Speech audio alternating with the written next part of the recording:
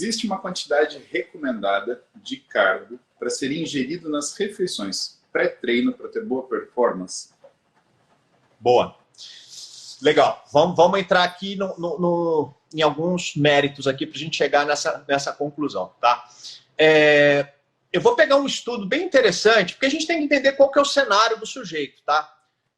Pega um estudo, indivíduos que vieram... Vamos pegar uma situação como você aí, Paulo, só que você não está fazendo um cardio, a gente não vai entrar no mérito do cardio, se pudesse a gente entra também, mas o sujeito passou a noite em jejum, tá? No jejum noturno, o cara foi dormir, dormiu 6 a 8 horas, 6 a 8 horas ele está sem se alimentar. Esse período já gera, então, uma redução significativa dos estoques de glicogênio no fígado, glicogênio hepático. Então, lembrando que a gente tem esse estoque de carboidratos, que é o glicogênio, né, no músculo esquelético, e a gente tem isso também no fígado, né? E esse do fígado é importante, que ele é responsável por manter a nossa glicose sanguínea, enquanto o do músculo é extremamente egoísta, ele só quer ficar lá no músculo e não doa essa glicose para o sangue, somente para aquele músculo. Muito bem. E aí os caras chegaram de manhã no laboratório e foram ser submetidos a um exercício resistido, um exercício de força, uma série de musculação clássica.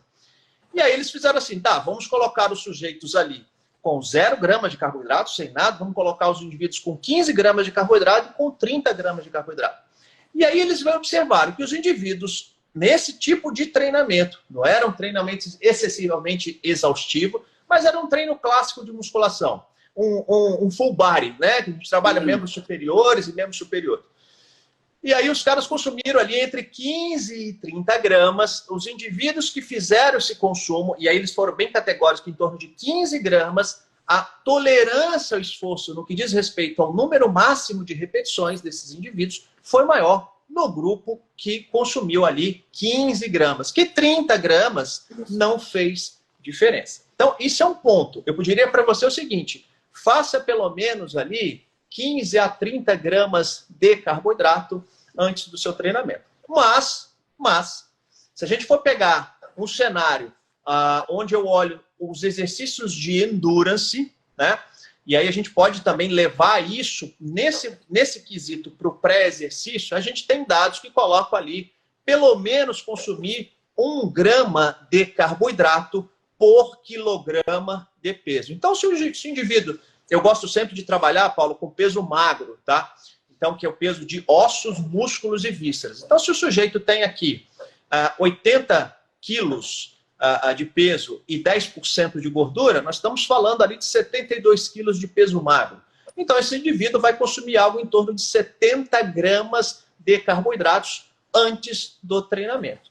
Então, você pode usar esse raciocínio ou usar um raciocínio, se você está num momento de privação de energia, de uma dieta um pouco mais restrita e precisa dar esse estímulo, tem que dar esse estímulo no músculo esquelético, pelo menos ali 15 a 30 gramas. Eu gosto muito da continha do meio grama de carboidrato por quilograma de peso magro antes dos treinos resistidos e dos treinos com um pouco mais de volume, 1 grama de carboidrato por quilograma de peso magro. Seria por aí. Agora vamos para a pérola, porque a forma que você entrega esse carboidrato é diferente, né? Então, por exemplo, fruta, pães, amido, tipo arroz, porque o pessoal vê tudo isso. Eles veem gente que, por exemplo, come doce, eles veem gente que come fruta, eles veem gente que vem fisiculturista comendo, por exemplo, arroz branco. Teve uma época que a moda era comer arroz basmati, né? E realmente... que é uma delícia, né? Eu adoro. Tem dúvida. Eu fui conhecer isso em Dubai. Nossa, como eu gostei desse negócio. É bom, né? Ele dá uma aglutinada assim, ele é bem gostoso. É bem gostoso. Boa. O que você costuma falar sobre a fonte? Que fonte? E por que você costuma ir para esse caminho? Tá. Depende muito, basicamente, do momento que o indivíduo vai consumir energia e qual é o momento daquele treinamento. A gente tem que pensar, então, se eu estou ali no momento de rápida necessidade desse carboidrato para entrar no treinamento, obviamente eu vou buscar então carboidratos que rapidamente sejam assimilados. Então eu vou evitar carboidratos ricos em fibras, por exemplo. Então eu posso usar, você deu o exemplo até do arroz, o arroz branco. O arroz branco ele passou por um polimento, então você tem ali uma absorção, né? Esvaziamento gastrointestinal para disponibilizar esses carboidratos de forma mais rápida. Assim como a gente vê muitos indivíduos comendo, às vezes até massa, por exemplo, justamente, que é um produto que passou por um refinamento, você acaba entregando esses carboidratos de forma mais rápida. Ou mesmo partir para os suplementos, quando você usa, por exemplo, uma glicose, uma frutose, uma palatinose, que é uma frutose que se quebra de forma um pouco mais lenta, mas ainda assim ela é entregue muito rápido. Isso também pode ser colocado. E as frutas? As frutas são interessantes?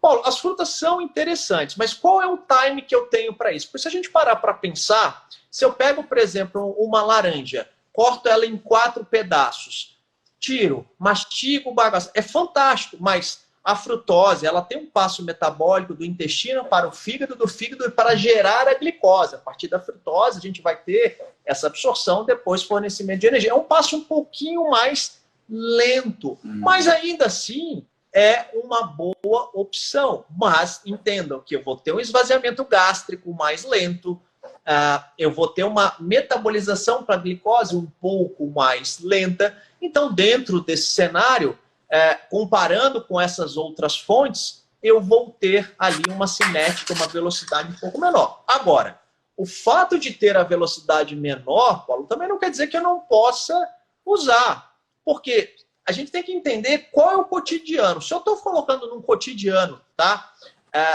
de um praticante de atividade física, perfeito, posso colocar, eu vou fornecer energia.